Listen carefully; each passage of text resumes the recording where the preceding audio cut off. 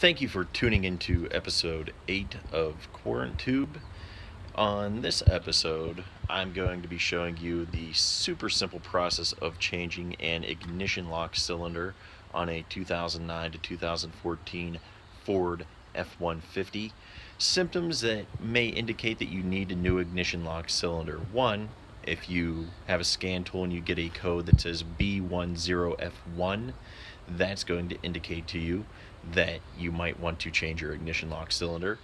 You also may have some starting issues, and the real telltale sign that the cylinder could be going bad is if you leave the key in the ignition.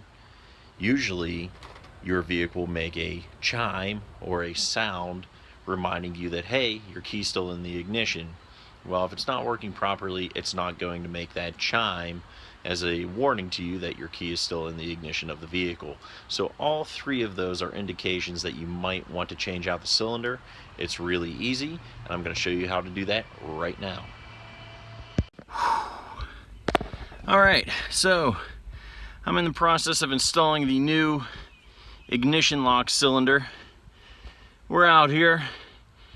It's hot. It's hotter than hell in half of Georgia. I think that's what they say. So anyhow, I've already taken out 2 screws. Basically, we got to take this piece off the bottom of the steering wheel, and you can see I got that screw out. I got that screw out. Oh, right there, that one. I just got to get this one out, and then this piece will drop down, and then we turn the key to the run position. I actually don't need to do that right now. We'll turn the key to the run position. We'll get something small, something to push the pin in, pop this one out, pop the new one in, buckle this all back up, and we should be good to go. But I'll take some more videos and show you what I'm doing as I go along.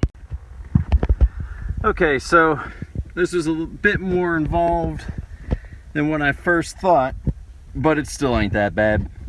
I had to take a couple screws out on the bottom of this plastic panel so that I could loosen it up, get it out of the way, and then I had to just move this up on the shifter column so that I could separate the top and bottom pieces of hard plastic on the steering wheel. And what I'm going to do is I'm going to move this out completely so I have full access to the cylinder here. I'll put the key in, we'll turn it to run. There's a little pin that'll show up there. We'll push the pin, pop that one out, pop the new one in, and then we'll screw this all back together. All right, so that is the ignition lock cylinder, the old one. Pushing this pin up to get it out was a bear, but we got it out. And now my truck's dinging like crazy. I guess it thinks somebody's trying to steal it, hot wire it, whatever. But there it is. So now we take the key out of this one. We'll put the key in the new one, slide it in. Once it's in, we're gonna turn it a couple times, make sure everything starts as it should, and then we'll button everything up and be done with this project. All right, so that's the brand new ignition lock cylinder in there. I had to take this plastic housing off. There's a little plug right on the other side of this here. Let's see if I can get a good view for you. So this right there, that plug goes in there. So the truck doesn't start unless this is plugged into here. I mean, that's the starter system right there. So this is all put together, and now it's moment of truth. We're gonna put the key into the new ignition lock cylinder here and give it a crank and see if she starts up.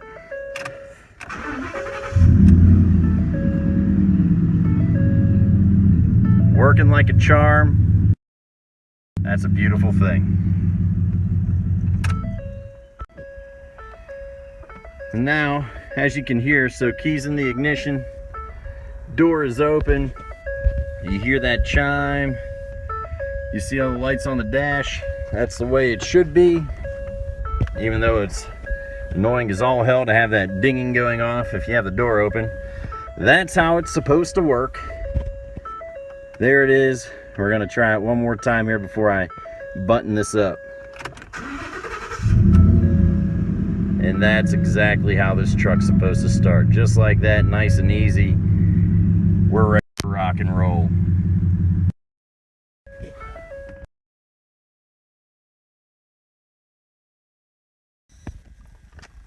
So in my prior videos, you've heard me talk about codes, specifically DTCs, which stand for Diagnostic Trouble Codes.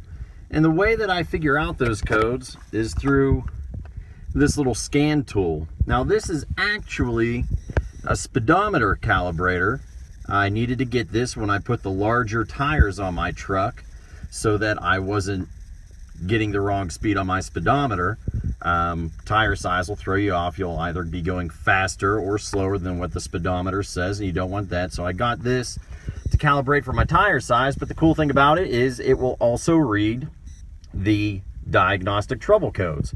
So what I'm going to show you is how we plug these in, how the codes come up, and now that everything's been fixed, the ignition lock cylinder and the fuel driver module, we should not be getting any more codes.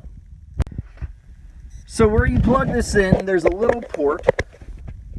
All cars have these now, and they're right here on the driver's side, right under the steering wheel. And we are going to plug right into this port and get started. All right, so we're plugged in. Speedometer calibrator. All right, it's getting hooked up to the truck's computer. This is what you pay mechanics to do now. They plug into your vehicle and just do what the computer tells them to do. Please turn off ignition. Well, it's off. And press Y. Well, here's our Y key. We press it. Please turn key to the run on position, but do not start. Then, start the engine, then press the Y button. So you come here, keys in, we turn it all the way to run, but don't start. All right, now we're going to press our Y button. All right, it is hooked up, everything's going on. See, it says right there, it's checking for DTCs. 2 DTCs reported. I bet they're going to be the same ones that I got, so what we can do is then clear these DTCs now that we fixed everything. So view DTCs, yes.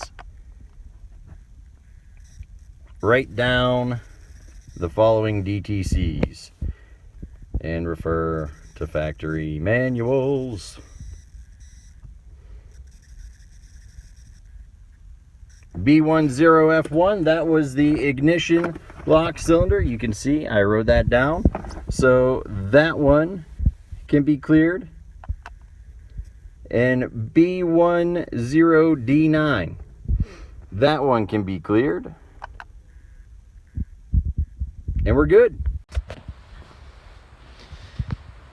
And that's all it takes. It's another one of those projects that you can knock out on your own for not a lot of money. Whereas if you took it to the dealership or to a shop, you'd be paying them at least 1 hour worth of labor to do that, which could range anywhere from, I don't know, who knows, $75 to $150 depending on where you go.